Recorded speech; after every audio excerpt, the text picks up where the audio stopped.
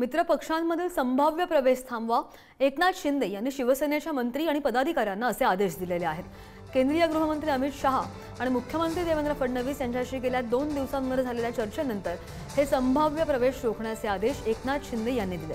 भाजपने शिवसेनेच्या काही पदाधिकाऱ्यांना फोडून पक्षप्रवेश दिला आणि त्यानंतर नाराज झालेल्या शिवसेनेने मित्रपक्षांमधील काही असंतुष्ट पदाधिकाऱ्यांना गळाला लावण्याची रणनीती आखली। 22 तारखेला मित्रपक्षातील या पदाधिकाऱ्यांचा प्रवेश सोहळा घ्यावा अशी विनंती या नेत्यांनी एकनाथ शिंदे यांच्याकडे केली होती।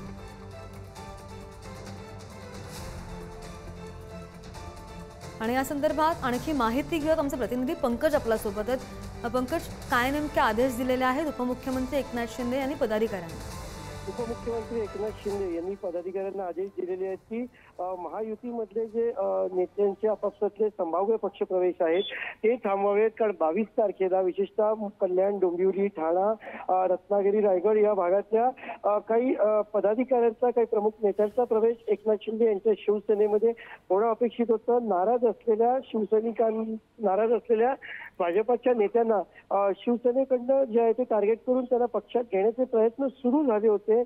मात्र यानंतर एकनाथ शिंदे आणि अमित शहा यांची बैठक काल जी आहे ती दिल्लीला झाली आणि त्याच्यानंतर यापैकी म्हणजे संभाव्य पक्ष जे आहेत, एकमेकांचे मित्र पक्ष जे आहेत त्यातले जे संभाव्य पक्ष प्रवेश थांबवण्यात यावे असे स्पष्ट आदेश त्यांनी दिलेले आहेत।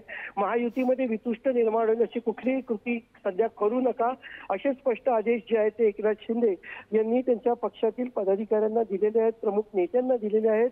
गेले काही दिवस महायुतीमध्ये वाद जो आहे तो दिसून येत होता, अंतर्गत डिस्प्यूट होती। मात्र मंगळवारी झालेल्या कॅबिनेट बैठकीला दांडी मारून एकनाथ शिंदेच्या आणि भाजपमध्ये असलेले वाद हे समोर आले, चव्हाट्यावरती आले। त्याच्यानंतर एकनाथ शिंदे स्वतः दिल्लीला गेले, अमित शहा यांच्याशी चर्चा केली। त्यामुळे अमित शहा यांच्याशी झालेल्या चर्चेनुसार आणि देवेंद्र फडणवीस यांच्याशी जी चर्चा झाली त्याच्यानुसार सगळे संभाव्य पक्षप्रवेश जे आहे ते थांबवावेत असे स्पष्ट आदेश एकनाथ शिंदे यांनी दिलेले आणि जो हे निर्णय जो हे पाळणार नाही किंवा याच्या एकनाथ शिंदे यांनी दिलेले आदेश जो पाळणार नाही त्याच्यावरती कडक संघटनात्मक शिस्तभंगाची कारवाई केली जाईल अशी स्पष्ट सूचनाही त्यांनी दिलेल्या आहेत। अगदी पंकज, धन्यवाद दिलेल्या माहितीसाठी।